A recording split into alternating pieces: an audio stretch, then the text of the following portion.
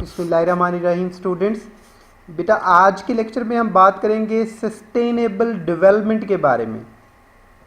Sustainable development एक ऐसी development होती है जिसमें हम रिसोर्सेज को यूज़ करते हुए इस तरह से डेवलपमेंट करते हैं, इस तरह से चेंज लेकर आते हैं कि हम प्रेजेंट जनरेशन की नीड्स को पूरा करते हैं और जो रिसोर्सेज है उनको इस तरह से इस्तेमाल करते हैं कि जो फ्यूचर जनरेशन है वो भी अपनी नीड्स को इस तरह से पूरा कर सके। मतलब हम रिसोर्सेज को एक्सप्लॉइट नहीं करते, वेस्ट नहीं करते, ज़ाया नहीं करते, ताकि रिसोर्सेज जो है वो जो कमिंग जनरेशन है, हमारी फ्यूचर जनरेशन है, उसके लिए सेव रहें, प्रिजर्व रहें। जो भी हमारे पास रिसोर्सेज हैं वो एक्सप्लॉइट ना हो, ख़त्म ना हो, डिस्ट्रॉय ना हो, डैमेज ना हो और पोल्यूट ना हो।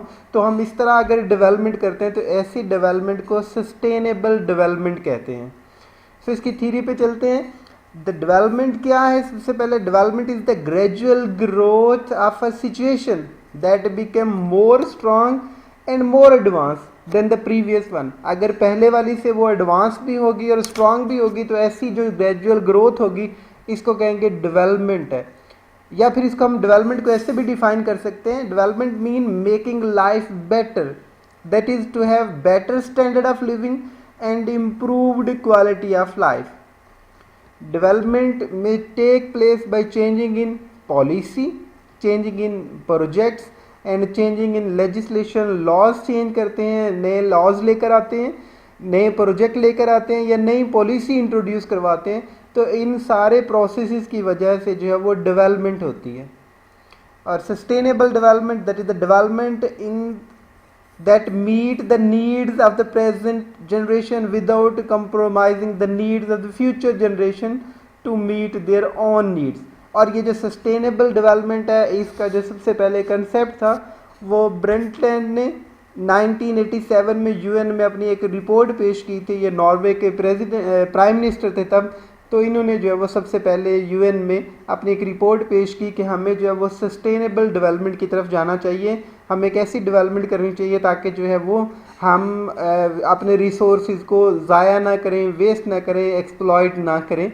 इन्हीं की इस रिपोर्ट को जो है वो मद्देनज़र रखते हुए यूएन ने एक कमीशन बनाया था, that is commission on sustainable development, जिसको CSD कहते हैं, 1992 में।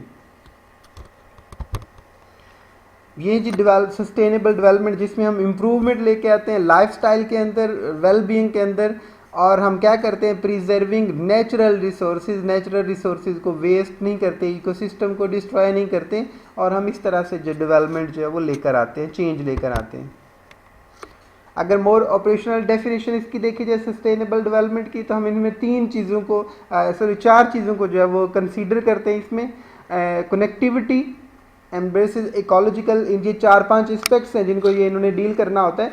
इकोलॉजिकल मतलब इसमें क्या है, एनवायरनमेंट को डिस्ट्रॉय ना हो, सोशली इंटरेक्शन ना डिस्ट्रॉय, और इकोनॉमिकली ये जो है वो फिजिबल हो। तो ऐसी चेंज को जो है वो हम डेवलपमेंट सस्टेनेबल डेवलपमेंट कहेंगे। Equity suggest fairness with in are across the generation and species, कि हम हर जो स्पीशी है, जो चीज़ है, जो रिसोर्स है, उसको हम इक्विटी बेस पे, फेयरनेस की बेस पे, इक्वल बेस पे जो है हम उसको जो है वो यूज़ करते हैं ताकि वो जो रिसोर्स है वो नेक्स्ट जनरेशन के लिए हमारे पास प्रिजर्व रहे। The third one is prudence, that is care and prevention. जो हमने टेक्नोलॉजिकली, साइंटिफिकली और पॉलिटिकली जो है हमने किसी भी रिसोर्स की करनी है, उसकी टेक केयर करनी है और उसको प्रिवेंट करना है, उसको सेव रखना है हमने। And security that demand safety from the chronic threat, जो हमारे रिसोर्सेज है वो किसी तरह से किसी थ्रेट की वजह से डिस्ट्रॉय ना हो जाए, डिसरप्शन ना हो जाए, तो इनको भी हमने प्रिजर्व रखना है। जो हम बात कर रहे हैं कि हमने सस्टेनेबल डेवलपमेंट में अपने रिसोर्सेज को सेव रखना है, तो उन रिसोर्सेज में हमारे पास सबसे बड़ा जो रिसोर्स है वो सॉइल है। And this soil give supports and nutrient to the crop, ये वाटर एब्जॉर्ब करता है और ये हमें जो है वो रिस्क, फ्लडिंग के रिस्क से हमें बचाता है। ये सोक अप सम हार्मफुल केमिकल को भी एब्जॉर्ब कर लेता है, सोक कर लेता है। और इसका हम लॉस्ट कैसे कर रहे हैं, इस रिसोर्स को जो है हम वो वेस्ट कैसे कर रहे हैं। अगर हम सस्टेनेबल डेवलपमेंट नहीं करते तो this soil is being eroded away blown by wind and water, जिसको विंड और वाटर इरोजन कहते हैं। जो हमारे ये इन्वायरमेंट के लेक्चर है इनमें एक टॉपिक पढ़ा है हमारे पास सॉइल इरोजन, आप फर्दर डिटेल के लिए इसको भी देख सकते हैं। Over use by the people the animal cause the lasting damage on the soil, इसको जो है वो ओवर ग्रेजिंग अगर हम करते हैं तो हमारे पास जो सॉइल के ऊपर जो वेजिटेशन होती है इस तरह से वो लॉस्ट हो जाएगी, और ये सॉइल जो इस तरह से बेयर सॉइल बन जाएगी, यानी कि विदाउट वेजिटेशन बन जाएगी। और जो सॉइल विदाउट वेजिटेशन होगी उसके जो है वो लॉस्ट के चांसेस ज़्यादा होते हैं, इरोजन के चांसेस ज़्यादा होते हैं। And washed away by heavy rain, तो ये जो वॉश अवे होना है इसका ये दो सोर्सेज है हमारे पास, विंड एंड वाटर। तो ये दोनों रिसोर्सेज थे, अगर ये यहाँ इसके ऊपर ये वेजिटेशन नहीं होगी, ग्रीन कवर नहीं होगा, तो ये लॉस्ट हो जाएगी सॉइल हमारे पास। नेक्स्ट हमारे पास क्रॉप है, और अगर हम क्रॉप को इस तरह से ग्रो करते हैं और ऐसे उनकी प्रोडक्शन लेने की कोशिश करते हैं कि हम इसमें बहुत ज़्यादा केमिकल्स, बहुत ज़्यादा फर्टिलाइज़र यूज़ करते हैं, तो हम अपनी सॉइल को और अपने इन्वायरमेंट को जो है वो डिस्ट्रॉय कर रहे हैं, जिसकी वजह से ये क्या होता है, ये हमारी नेक्स्ट आने वाली जनरेशन के लिए जो है ना ये लिमिटेड रिसोर्स बन जाएगा। तो ये हमें इसको इस तरह से यूज़ करना है कि हमारी नेक्स्ट जनरेशन भी है इससे वो इनके लिए भी ये बेनिफिशियल हो सके। फॉरेस्ट, डेफिनेटली फॉरेस्ट जो है वो हमारी बायोडाइवर्सिटी को प्रिजर्व करते हैं। यहाँ पे फॉरेस्ट के अंदर बहुत सी वेजिटेशन होती हैं, डिफरेंट स्पीशीज़ होते हैं प्लांट्स की, ट्रीज़ की, और यहाँ पे एनिमल्स और बर्ड्स होते हैं। और अगर हम इसको जो है वो इस रिसोर्स को जो है वो फायरवुड के लिए, फर्नीचर के लिए और वुड के डिफरेंट पर्पसेस में यूज़ करने के लिए इसको इस्तेमाल कर लेंगे, तो वो ये हमारे लिए, ये हमारी आने वाली जनरेशन के लिए ये लॉस्ट हो जाएगा। तो हमने इसको भी यूज़ करना है डेवलपमेंट के लिए, but on the sustainable basis. Sea and ocean 70% earth का जो है वो वाटर कंप्राइज करता है, लेकिन अगर हम इस तरह से फिशिंग करेंगे, ये देखें ये इस तरह से, तो हमारा ये रिसोर्स जो है ये भी एक्सप्लॉइट हो जाएगा, ये भी जो है वो लिमिटेड हो जाएगा, हमारी नेक्स्ट जनरेशन के लिए फिजिबल नहीं रहेगा। हमें सस्टेनेबल डेवलपमेंट की ज़रूरत क्यों है? देखिए यहाँ पे ये स्टैट्स शो कर रहे हैं कि about 1.5 million tons of clothes a year are thrown out, ये जो वेयर आउट हो जाते हैं इनको हम जो है वो डैमेज कर कपड़ों को ऐसे फेंक देते हैं। तो इस तरह से ये देखें, ये गार्बेज के ये जो इतने बड़े ये प्लास्टिक पॉलीथीन बैग भरे पड़े हैं, तो ये जो है ये क्या करते हैं, ये लैंड फिल में यूज़ हो जाएंगे बाद में, मतलब इसे हम खाली प्लॉट में फेंक देते हैं या कहीं पे भी दबा देते हैं, फेंक देते हैं, तो ये लैंड फिल में यूज़ होंगे। Almost 9000 garments throne into landfill every 5 minutes. ये देखें, तो ये इतनी हाईएस्ट रेट पे हम जो है इस सॉइल को एक्सप्लॉइट कर रहे हैं। तो अगर हम इस तरह यूज़ करेंगे, इज़ दिस सस्टेनेबल? डेफिनेटली ये सस्टेनेबल नहीं है। तो हमें इसको जो है वो लिमिटेड मैनर में इसको रिसोर्स को यूज़ करना है। प्लास्टिक बैग देखें, तो एक जो प्लास्टिक बैग है, ये यहाँ पे देखिए, ये एक प्लास्टिक बैग जो है वो ऑलमोस्ट 1000 ईयर्स लेता है इसका पूरी तरह से डिग्रेड होने के लिए। तो ये इस तरह से, ये पूरी तरह से डिग्रेड होने के लिए ये जो है वो 1000 ईयर लेगा। तो डेफिनेटली ये हमारी सॉइल को जो है वो डैमेज करेगा, और ये जो है वो लैंडफिल में पड़ा रहेगा, और इस तरह से ये जो है वो सस्टेनेबल यूज़ नहीं होगा। ऑलमोस्ट 3.5 मिलियन टन्स जो net weight plastic bag discarded in a year. तो हम अपनी बेस पे हम इसे को कैसे यूज़ कर सकते हैं, हम कोशिश करें कि हम प्लास्टिक बैग का जो है वो इस्तेमाल जो है वो कम से कम करें, और इनको जो है वो रीयूज़ करने की कोशिश करें। And definitely this is not a sustainable practice. यहाँ पे क्वेश्चन है, इसका आंसर आपके लिए छोड़ते हैं यहाँ पे। If you recycle a ton of paper, how many trees are you saving? So the answer is 17 trees. अगर आप 1 टन पेपर को जो है वो रिसाइकल कर लेते हैं, यूज़ कर लेते हैं दोबारा से, तो आप इससे ऑलमोस्ट इतने ट्रीज जो हैं उनको, उनकी कटिंग को जो है वो सेव कर लेते हैं। ये जो है वो टिन यहाँ पे शो करवाया गया कोल्ड ड्रिंक का, और ये यूएस में ये मोस्टली जो है वो बहुत ज़्यादा यूज़ हो रहा है, लेकिन इसको रिसाइकल भी करते हैं, लेकिन फिर भी ये जो है ना वो ये बहुत ज़्यादा क्वांटिटी में जो है वो वेस्ट में जा रहे हैं। And how many years does it take single aluminium can to decompose? That is almost 100 to 200 years. तो ये इसका मतलब है कि हमें इन रिसोर्सेज को क्योंकि ये डिग्रेडेशन का प्रोसेस बहुत स्लो है इनका, इसलिए हमें इनको रिसाइकिल कर लेना चाहिए, रीयूज़ कर लेना चाहिए, ताकि अगर हम इसको लैंडफिल में फेंकते हैं, हम इसे बाहर डंप करते हैं, तो ये तो डिग्रेड नहीं होगा, तो ये काफ़ी अरसे तक जो है वो हमारी सॉइल को जो है वो डैमेज करेगा, हमारे इन्वायरमेंट को पोल्यूट करेगा। इसलिए हमें इन जो ये वाले रिसोर्सेज हैं जो स्लोली बायोडिग्रेडेबल या नॉन बायोडिग्रेडेबल है, तो उनके यूज़ को हमने लिमिट करना है। यहाँ पे देखिए जिसमें बात हो रही थी कि हम प्लास्टिक बैग, ये देखिए ये एक बहुत अच्छी फिगर यहाँ पे शो की गई है। इसमें बताया गया कि हमें प्लास्टिक बैग्स जो है वो इस अर्थ से इसको अनवेल करना चाहिए, इसको यहाँ से इसका यूज़ जब वो मिनिमाइज़ करें, तो हम ये कपड़े का बैग ये वाला यूज़ कर सकते हैं। ये यहाँ पे बैग शो किया गया, तो हम ये यूज़ कर सकते हैं। तो हमें सस्टेनेबिलिटी के लिए हमें क्या करना है, think global and act local. Globally सोचें कि मेरे इस छोटे से एक्ट से जो है वो पूरी ग्लोब के ऊपर, पूरी इन्वायरमेंट के ऊपर, हमारे इकोसिस्टम के ऊपर क्या फ़र्क पड़ेगा। तो हमने वही छोटे छोटे एक्ट करने हैं जिसकी वजह से हम ये सस्टेनेबिलिटी को लेके आए। डेफिनेटली हम नेक्स्ट स्लाइड्स में से देखेंगे हम इससे जो है वो ग्लोबली, रीजनल लेवल पे या फिर लोकल लेवल पे हम क्या क्या कर सकते हैं। What do you do with your plastic bag. हम अपने प्लास्टिक बैग को क्या करते हैं, हम उनको मिनिमाइज़ अगर यूज़ करेंगे तो डेफिनेटली, अदरवाइज़ हम इसको जो है वो थ्रो कर देंगे इन ट्रैश बिन और ये लैंडफिल में, और या फिर ये यूज़ हो जाएगा बाहर इसे जो है वो पोल्यूट करने में। सो अभी बात हो रही थी कि हमने क्या करना है, we have to think globally and work individually, या हमने लोकली इसको कैसे करना है। तो हम ये लोकली यहाँ पे देखेंगे ये पूरी फिगर के अंदर कि हम क्या क्या कर सकते हैं। फर्स्ट देखते हैं यहाँ पे हम के लो एनर्जी लाइट बल्ब, कि हम एनर्जी सेवर यूज़ करेंगे। डेफिनेटली जो एनर्जी सेवर होते हैं, पहले ओल्ड एज में जो है ये ऑलमोस्ट 100 और 200 वाट के बल्ब होते थे, अब ये 5, 15, 10 वाट के हैं, और ये अच्छी खूबसूरत सी वाइट लाइट प्रोड्यूस करते हैं। तो डेफिनेटली हमें इनको यूज़ करना चाहिए।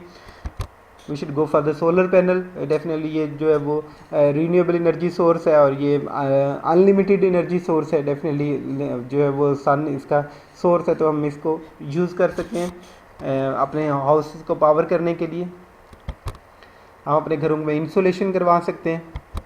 अपने एसी का जो थर्मोस्टेट है उसको हम लो पे सेट कर सकते हैं। अगर हमारे पास कोई अप्लाइंसेज है जिनको हम यूज़ नहीं कर रहे, तो हम उनको जो है वो स्विच ऑफ कर सकते हैं। तो ये चीज़ें वो हैं जो इनको हम इंडिविजुअली देख सकते हैं। हम अगर रूम से बाहर जा रहे हैं तो हमें जो है वो लाइट ऑफ कर देनी है, हमें फ़ैन ऑफ कर देना चाहिए। और यहाँ जो हम अपने फ्रिज का जो है वो थर्मोस्टेट या एसी का जो ये उनके थर्मोस्टेट्स होते हैं, इनको हम लो पे सेट कर सकते हैं, तो हम एनर्जी सेव कर सकेंगे इस तरह से। रिसाइकल बिन हमारे पास डिफरेंट कलर के, अगर बड़े बड़े मॉल्स में देखें तो वहाँ पे 3-4 कलर के डिफरेंट पड़े होते हैं। एक वो होता है बिन जिसके अंदर हम ग्लास डालते हैं, अगर टूटा हुआ ब्रोकन ग्लास है तो उसके अंदर डालेंगे। एक होता है जिसमें पेपर डालेंगे, जिसमें जो रिसाइकल मटेरियल है वो डालेंगे। और एक वो होता है जिसमें डीकम्पोज मटेरियल लाइक वेजिटेबल के जो वेस्ट होते हैं, जो गला सड़ा फ्रूट है, वो उसके अंदर डालेंगे। तो वो डेफिनेटली ये डिफरेंट ग्रेड्स सोचेंगे, हम ग्रेडिंग करेंगे, इनकी सॉर्टिंग करेंगे, और इन्हीं सॉर्टेड फ्रूट जो बिन्स होंगे इनको इनके डिफरेंट डेस्टिनेशन पे ले जाएंगे। डेफिनेटली अगर वो टूटा हुआ ग्लास है तो हम उसको रिसाइकल नहीं कर सकते, हम उसे जो है वो कहीं और फेंकेंगे। और अगर रिसाइकल के हमारे पास पेपर है तो हम उसे रिसाइकल्स में ले जाएंगे। और हमारे पास अगर डीकम्पोज में वेजिटेबल का वेस्ट है तो हम उसे जो है वो फर्टिलाइज़र प्रोड्यूस करने में या फिर उनको जो है वो प्लांट को न्यूट्रिएंट सप्लाई करने के लिए यूज़ करेंगे। कैविटी वॉल इंसुलेशन ये भी कर सकते हैं। इससे क्या होगा, हीट लॉस जो है वो हमारे घर का वो बहुत कम हो जाएगा, इससे हम एनर्जी सेव कर लेंगे। डबल ग्लेज विंडो होती हैं, ये इनके दरमियान भी वैक्यूम होता है, शीशे दोनों शीशों के दरमियान, और डबल ग्लेज होने की वजह से वैक्यूम जो होता है वो डेफिनेटली वो एनर्जी का फ्लो जो है उसको कम करता है। तो ये इस तरह से भी हम एनर्जी का लॉस जो है वो, हीट का लॉस जो है उसको रिड्यूस कर सकेंगे। हॉट वाटर जैकेट ऑन, हम जो हमारे पास वाटर बाथ के लिए यूज़ करने हैं, हम उसमें हॉट वाटर टैंक में जैकेट रख सकते हैं, ताकि वो जो है वो वाटर को हम उसी गर्म वाटर को दोबारा से वो रीयूज़ कर सकें, उसकी एनर्जी लॉस ना हो। प्रोफेशनली हम क्या कर सकते हैं, वो हमारे पास है। लोकली हमने क्या करना है, अगर प्रोफेशनली हमने करना है तो हम क्या करेंगे, reduce material and energy use, renewable energy resources को यूज़ करें। Maximise life span of structure, कोई स्ट्रक्चर अगर बिल्ड करते हैं, घर का स्ट्रक्चर बिल्ड करते हैं, तो हम इस तरह से देखें कि इसका लाइफ स्पैन जो वो मैक्सिमम हो। Reduce construction waste generated, construction किसी भी चीज़ की करें तो इस तरह से करें कि इससे जो वेस्ट मटेरियल प्रोड्यूस है उसकी प्रोडक्शन कम से कम हो और मैक्सिमम मटेरियल जो है वो यूज़ हो सके। Reduce eliminate hazardous waste generation, minimise maintenance and service required, हमारे पास एक ऐसी चीज़ को इंस्टॉल करें जिसकी मेंटेनेंस कॉस्ट बहुत कम हो। अगर मेंटेनेंस कॉस्ट कम होगी तो वो फिर हमारे पास अगर वो इकोनॉमिकल भी है तो वो कॉस्टली हो जाएगी। और हमने क्या क्या चीज़ रिड्यूस करने की कोशिश करनी है, ग्रीन हाउस गैस एमिशन को रिड्यूस करें, ओजोन डिप्लीशन को रिड्यूस करें, एयर पोल्यूशन को पोल्यूटेंट्स को रिड्यूस करें और इंडोर एयर पोल्यूशन जो है पोल्यूटेंट्स है इनकी प्रोडक्शन को हम जो है वो कम करें, ताकि ग्लोबली ये जो चीज़ है यहाँ पे ये ग्लोबली, जो पीछे वाले स्लाइड्स पे थे वो इंडिविजुअली थे, लोकली थे, और ये ग्लोबली हमने जो है वो प्रोफेशनली हम क्या क्या चीज़ें कर सकते हैं। तो हमें जो है वो इससे बियॉन्ड कॉस्ट हमने सोचना है कि हम क्या क्या चीज़ें जो हैं वो कंसीडर करें। हम एनर्जी के sources, water sewage system, chemical and materials, maintenance and operation, ये इसमें भी यहाँ पे कि मेंटेनेंस और सर्विसेज रिक्वायर्ड, और हमने जो चीज़ इस्तेमाल कर रहे हैं हमने उसका लाइफ स्पैन भी देखना है कि उसका लाइफ स्पैन जो है वो एक्सपेंडेड हो, ज़्यादा हो, जिसकी वजह से वो जो है उसकी मेंटेनेंस कॉस्ट जो है वो कम से कम हो सके और हमारे लिए वो बेनिफिशियल हो। ट्रांसपोर्टेशन में हम क्या कर सकते हैं, we have to use public transit emphasis, उस पर दें कि हमें पब्लिक ट्रांसपोर्ट यूज़ कर रही है। पेडिस्ट्रेनियन बाइसाइकिल फ्रेंडली होने चाहिए हमारे लोग। पेडिस्ट्रेनियन मतलब वॉक करेंगे वो थोड़े से डिस्टेंस के लिए वो वॉक करें, ज़रूरी नहीं कि वो बाइक निकालें या गाड़ी निकालें, या बाइसाइकिल अगर यूज़ करेंगे तो इस तरह से भी आप जो है वो एनर्जी का यूज़ जो है उसको मिनिमाइज़ कर सकेंगे।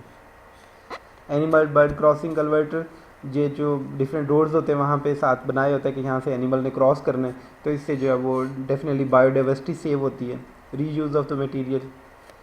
आर्किटेक्चर में देखें कि हमें consider sun, wind and daylight, ये अपने घर के स्ट्रक्चर इस तरह से रखें कि इसमें वेंटिलेशन ज़्यादा है, इसमें जो है वो रोशनी का इंतज़ाम जो है वो उससे ज़्यादा है, रोशनी अच्छी डे टाइम में आती है, ये नहीं कि हमें डे टाइम में भी उसमें लाइट्स ऑन रखनी पड़े, अंधेरा ना हो, तो इस तरह से। और हमें हवा किस तरफ से आती है, स्ट्रक्चर इस तरह से बनाएं और वहाँ पे विंडो फिट करें ताकि वहाँ से जो है वो हवा एरेशन होती रहे और हमारे घरों के अंदर जो है वो हब्बस और गर्मी का जो है वो चीज़ ना हो, तो इस वजह से इसको भी हम मिनिमाइज़ कर सकते हैं। इस तरह डेफिनेटली हमें जो है वो फैंस और एयर कंडीशंस कम यूज़ करने पड़ेंगे और इससे हम एनर्जी सेव करेंगे। Maximum reuse of structure and material, use natural ventilation, consider low flow toilets in urinal, consider solar system to power outdoor lighting, park lots, walkways जो है वहाँ पे सोलर लाइट्स होनी चाहिए। And use automatic lighting control that respond to the available daylight, daylight हो तो वो बंद हो जाए और जब लाइट की इंटेंसिटी कम हो जो कि रात को, तो ये लाइट जो है वो ऑटोमेटिकली ऑन हो जाए।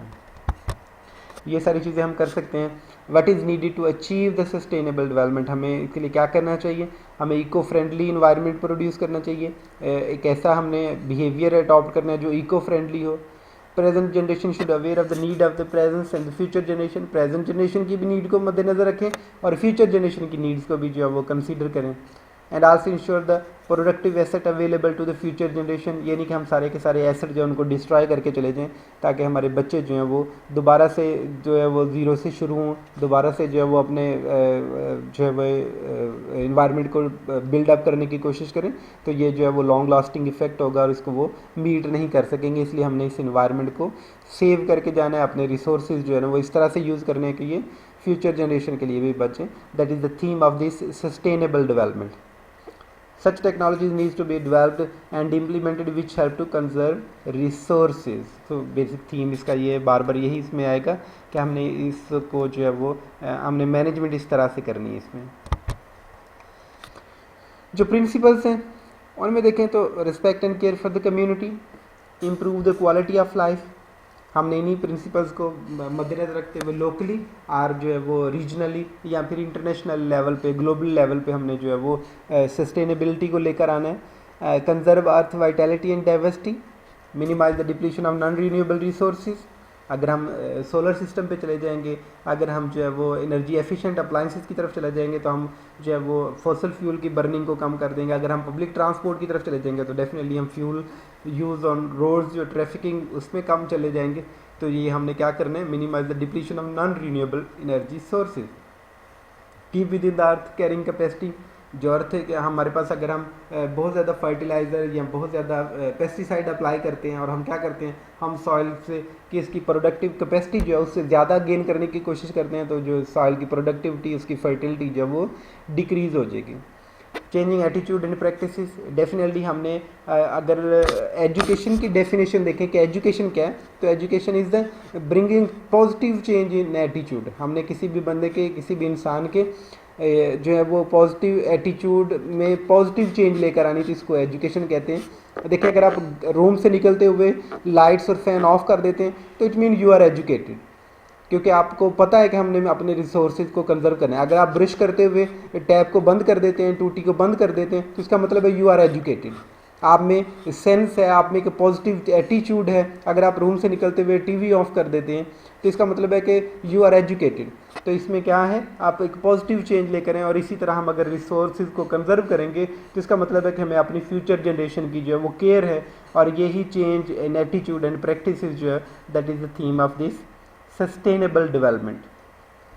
Education, educate communities to care for their own environment, हमें एजुकेट करना है। And providing national framework, create global alliance के, ये अकेला कंट्री नहीं कर सकता, तो ग्लोबल अलायंस होनी चाहिए डिफरेंट कंट्रीज़ मिलकर, क्योंकि ये जो एयर पोल्यूशन होती है ये ग्लोबली होती है। वाटर पोल्यूशन तो वाटर जहाँ फ्लो करेगा वहाँ पे होगा, और वाटर जो है वो मैक्सिमम एक बॉर्डर क्रॉस करके दूसरे बॉर्डर तक, जैसे इंडिया के साथ हमारे जो है वाटर रिसोर्सेज जो है वो इंटरेक्ट करते हैं हमारे पास, उनके साथ मैच करते हैं, तो इस वजह से हमारी वाटर पोल्यूशन जो है वो वहाँ से यहाँ तक आ सकती है या यहाँ से वहाँ तक जा सकती है। बट ये जो एयर पोल्यूशन है, ये जो है ये कार्बन सिंक और सोर्सेज जो होते हैं ये ग्लोबली होते हैं, इसलिए हमें नेशनल फ्रेमवर्क बिल्ड करना चाहिए। Reduce dependence on fossil fuel and reduce the encroachment upon nature, हमने नेचर को जो है वो डिस्ट्रॉय नहीं करना, इंक्रोच नहीं करना, तो हमने इसको मिनिमाइज़ करना है। तो इन्हीं प्रिंसिपल्स को जो है वो मद्देनज़र रखते हुए हमने जो भी स्ट्रेटजीज अपनाएंगे, that is the sustainable development.